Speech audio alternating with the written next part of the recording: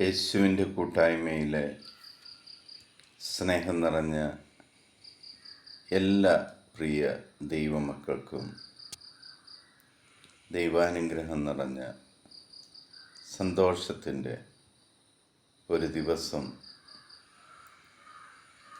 ആശംസിക്കുന്നു. ഇന്ന് നമ്മൾ ശ്രവിക്കുന്ന തിരുവചന ഭാഗം ജെറമ്യ പ്രവാചകൻ്റെ പുസ്തകം 1-ാം അധ്യായം 19-ാം തിരുവചനം.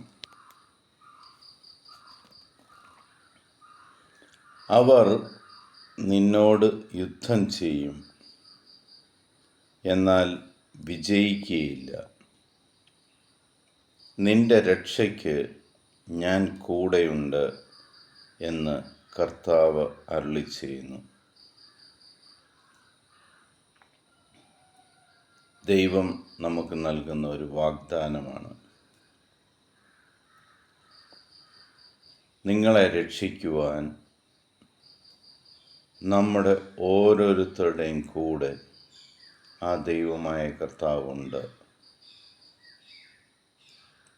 ആര് നിനക്കെതിരെ യുദ്ധം പ്രഖ്യാപിച്ചാലും, നിന്നെ നശിപ്പിക്കുവാൻ ശ്രമിച്ചുവാലും, നിന്നെ സംരക്ഷിക്കുവാൻ ദൈവമായ കർത്താവ് എൻ്റെയും നിങ്ങളുടെയും കൂടെയുണ്ട്. ഉറച്ചു വിശ്വസിക്കുക. കർത്താവ് എൻ്റെ കൂടെയുണ്ടെന്നുള്ള വചനം ആമേൻ ചൊല്ലി സ്വീകരിക്കുക. ഏത് പ്രതിസന്ധി ഘട്ടത്തിലും, എത്ര വീണു പോകുന്ന അവസ്ഥയുണ്ടായാലും,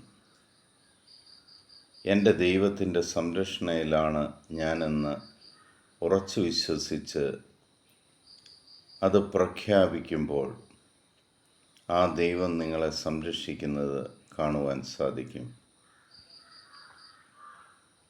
പിതാവായ ദൈവത്തിൻ്റെയും പുത്രനായ യേശുക്രിസ്തുവിൻ്റെയും പരിശുദ്ധാത്മാവിൻ്റെയും കൃപയും അനുഗ്രഹവും സമർത്ഥമായിട്ട് നിങ്ങളുടെ മേലുണ്ടാകട്ടെ.